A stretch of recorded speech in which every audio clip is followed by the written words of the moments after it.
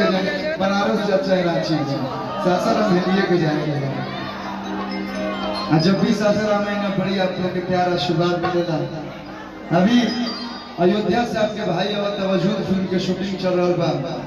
कार्यक्रम के जब बात आई हम चाहत कि विजेंद्र भैया तनिया आई हैं, एक बार जोरदार ताली भैया जोरदार ताली बजा के स्वागत कर लो।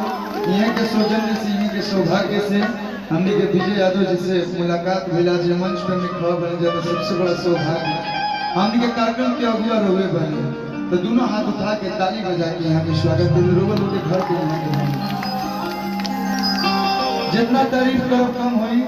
बचपने से लेके अभी तक हमें वो गानों बोले बने कि बचपन का प्यार मेरा 55 तक चलेगा, लेकिन 55 तक में जीवन भर आपका साथ हमारे आशीर्वाद हमारा दिलीप सिन्हा जी आए हैं की बनाई। एक बार जोरदार ताली हो खातिर बजे ये लोग गार्जियन हम लोग ये लोग के आशीर्वाद से एक दिन नजर नहीं है।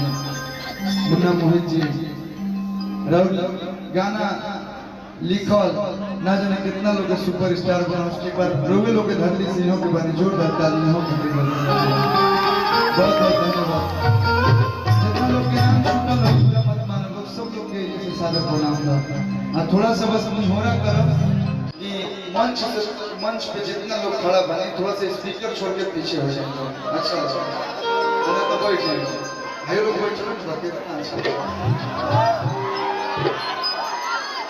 आई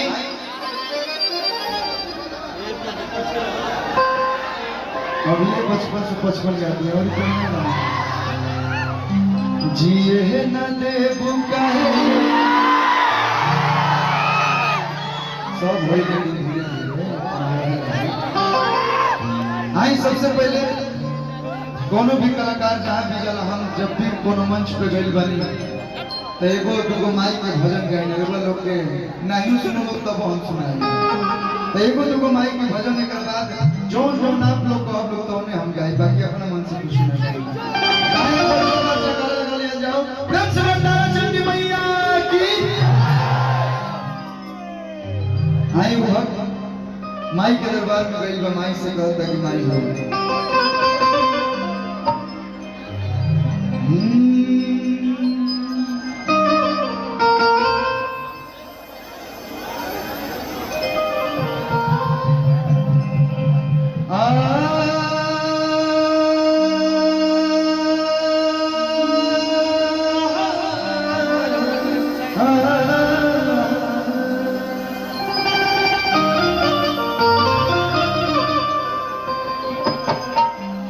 हमके यापन दास बना